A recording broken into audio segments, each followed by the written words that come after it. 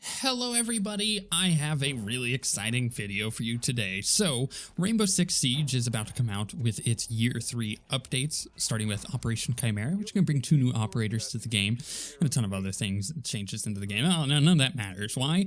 Because Outbreak is coming, and Outbreak is a limited time event that is nothing like the base game, and it is awesome. It is so good, and I wish that it was going to be a permanent event because I would primarily play it over Rainbow Six Siege. And I know that that's not necessarily the case for everybody, but it is for me because it is a lot of fun. So what is it?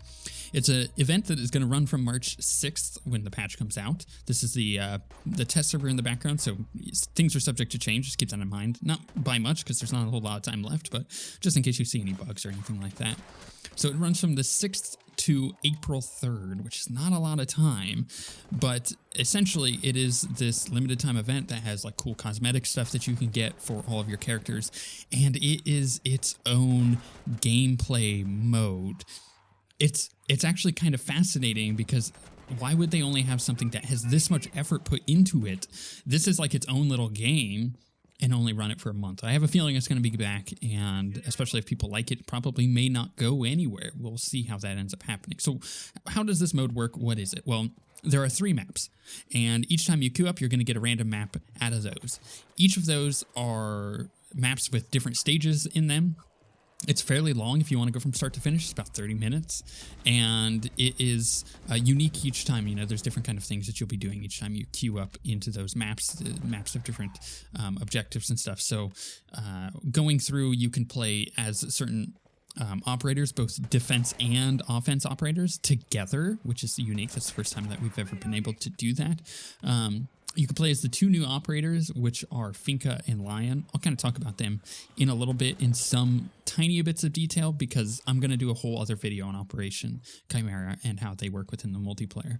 But the ones that you can play in this mode are Ash, Tachanka, Doc, Smoke, Buck, Capcan, Glaz, Ying, Finka, Lion, and the Recruit. So if you don't have any of those, you can just play the Recruit. Or if you just want to play the Recruit, you could do that too.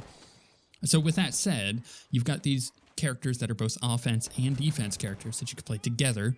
It is a 3-player mode, so you and 2 other people queue up, or maybe just you and your friends queue up, whatever it is. There are, it's only a 3-player mode, it's not 5.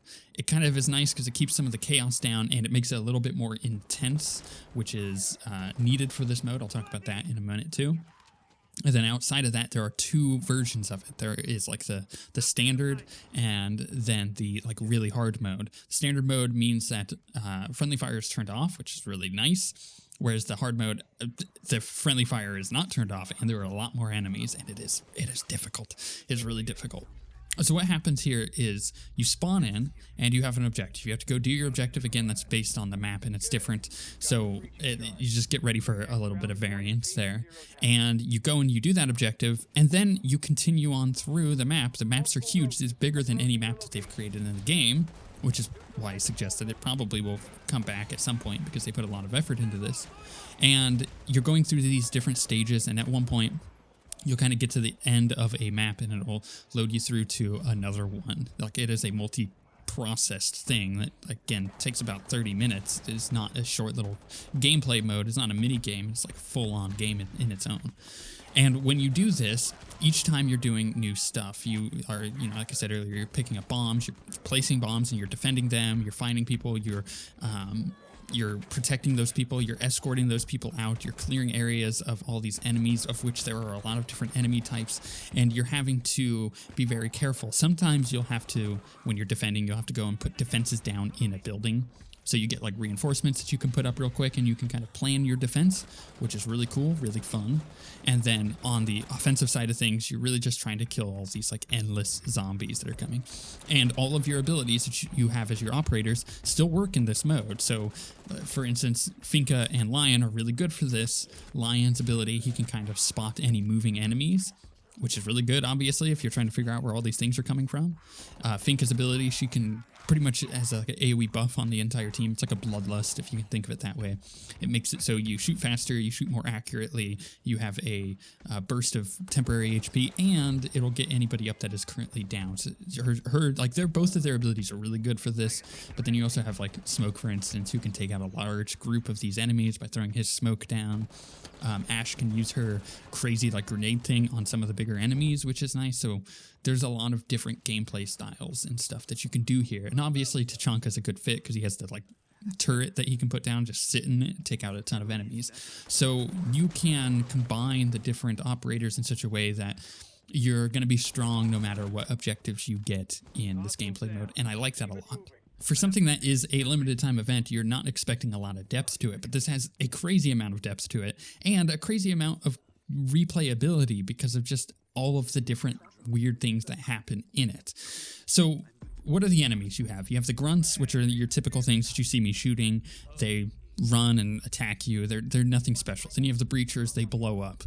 They are really annoying because they can actually go through reinforced walls. You have to kind of be careful for that. They're very dangerous. You don't want to be near them when they blow up. But I did learn that if they're about to blow up next to you, you can melee them and it'll knock them away from you, which is really nice. You have the rooters. They're like these spiked enemies, and they will do as they say. They'll root you to the ground, which is annoying if you're pairing that up with all the other enemies. The smashers are these big dudes, and they just like plow through everything.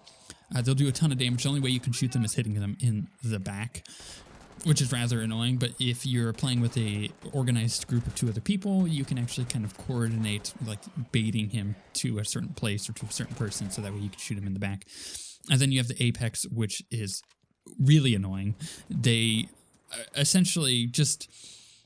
it's the weirdest thing. They can spawn enemies, and those enemies are more and more dangerous as they spawn. So like they can spawn grunts and breachers and stuff like that, but they're harder than the normal versions, and they won't stop spawning. You have to go and take these dummies out. They can also like blind you with this weird projectile, but that can be countered with Doc and Finka with their ability. So if you're like blinded by that, you can use that. But they have a lot of HP, and they're really annoying. They float around. You have to go and hunt them down to kill them so they stop spawning enemies. But those are the different enemy types. And when you combine all those together, they work together really well for trying to kill you and making things really intense. Because you have all these grunts running at you all the time. You have the breachers you have to watch out for. You have the rooters rooting you in place. The smashers will come out of nowhere and start banging everything down. And then the Apex are just sitting in the back, just like quietly summoning a ton of enemies, and you have to go and find them and shoot them down. So you can't just like hide in a corner the entire time, which is why I say that there's a ton of strategy involved in this gameplay mode. Not to mention the fact that things look gorgeous. They did a really good job creating these areas. It is visually unique to the game, and essentially you have all of the good stuff about Rainbow Six Siege. You have the best shooting of pretty much any shooter out there. The guns feel incredible in this game, and they always have, and they will continue to do so. And when you place that in a mode like this, it makes it feel really fun to play. And then on top of that, you just generally have a really good gameplay feel, you know, the way everything moves around and everything like that, like movement and the controls and how things are dying and stuff like that. It all works really well together because the base game of Rainbow Six Siege is so good. This actually, it reminds me of Fortnite. You know, you'll know that Fortnite came out recently, and it was kind of this like weird tower defense building thing that you could play with friends, and it was really fun. And then all of a sudden they came out with the Battle Royale Fortnite, which is a completely different game, and it has the base of Fortnite in it, you know, the building, the shooting, everything like that. But it is then put into a Battle Royale mode, and it works really, really well for that. It's kind of the same idea here. You have Rainbow Six Siege, which is a really good base game to start with, and then you just take those mechanics and you put them in a new mode where you're having to fight all these like crazy aliens, and it works really, really well for it because the base game works so well. And if you're one of those kind of people that like these game modes, you know, you look at Mass Effect multiplayer, for instance, really good example, Dragon Age multiplayer, Call of Duty Zombies, you know, stuff like that, just to name a few. There are many other games out there like that, any kind of like defense style games.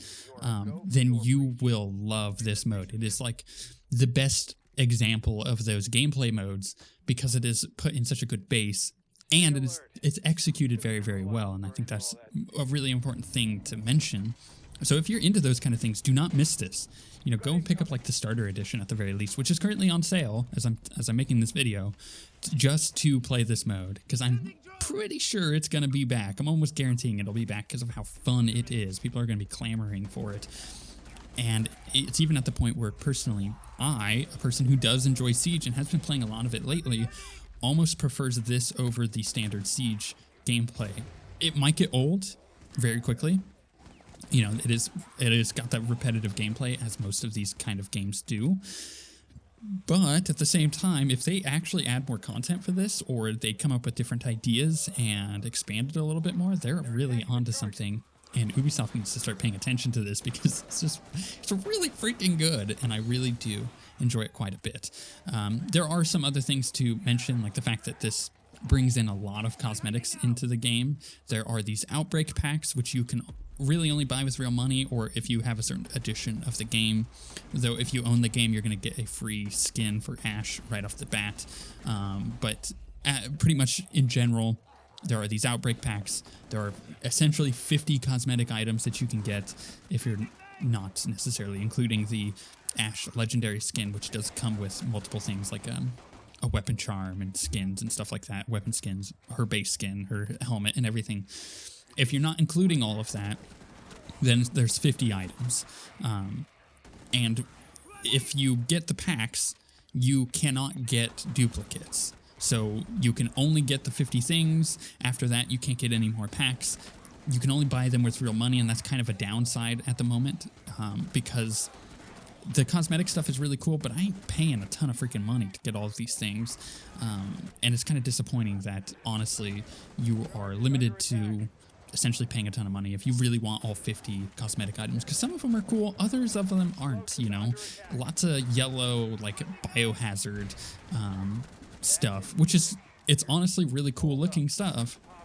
But if you put it in the multiplayer, you're just going to be this giant, like, high visibility yellow coat on you, and you're not going to be able to really functionally use that in the multiplayer because people are going to see you way easier. It's the same thing with, like, Frost and Buck. They have, like, these white outfits, and honestly, they're really easy to see in multiplayer, and that's why people tend to change from those outfits as quickly as possible if they're using those characters. But the things like the weapon skins, the charms, the all of the different kind of other skins that aren't necessarily yellow, like all of this stuff is really, really cool, and I like that they're adding it to the game. I just think they could have managed the Outbreak packs a little bit better than they have thus far. But I can't really blame them for it because this mode is so good. I can overlook the Outbreak pack things because I'm enjoying this mode so freaking much. And I do really suggest getting into the game and playing it because it is that good. It's that worth it to me to say you should go pick up this game for however much you want to spend on it. You know, you want to get the starter edition, the advanced edition, whatever, it doesn't matter. You should consider picking up this game just to play this mode because you don't want to miss out on it. I think that's how good it is. At least to me, that's how good it is. I'm going to be playing this like every single day until the event is over, and hopefully I'm going to be very loud and vocal about it that they need to keep this thing around, maybe add some more to it, because I would really enjoy this as just a game. It's that much fun, especially if you have that Rainbow Six Siege base to it, that really kind of makes the game worth playing, in my opinion, because then you could change it up and, you know, go play Siege if you really wanted to. Or you could play Outbreak. It doesn't matter. Maybe even do things that aren't necessarily crazy aliens and change up the enemy types. I don't know. There's a lot that could be drawn from this and a lot of potential. And I feel like it is a testing bed for Ubisoft for them to be like, okay, how is this working? How much do people like this or not? What can we do with it? Because it seems like they've put a lot of effort, a lot of money into this, especially with the voice acting and the character models and the crazy like movies that they've added to the game for this, you know, the CG cinematic stuff, that it just feels like it's not a one-off thing. It feels like this is a testing bed to see how much people are into this and kind of go from there. Let me know if you guys are going to end up trying this when it comes out on the 6th, if it seems even interesting to you, because I would love to actually make more videos on this. I already said I'm going to do a video on Chimera and talk about like the new operators in detail and how they work within multiplayer, because I think that that's really cool and important and something I'm really interested in at the moment.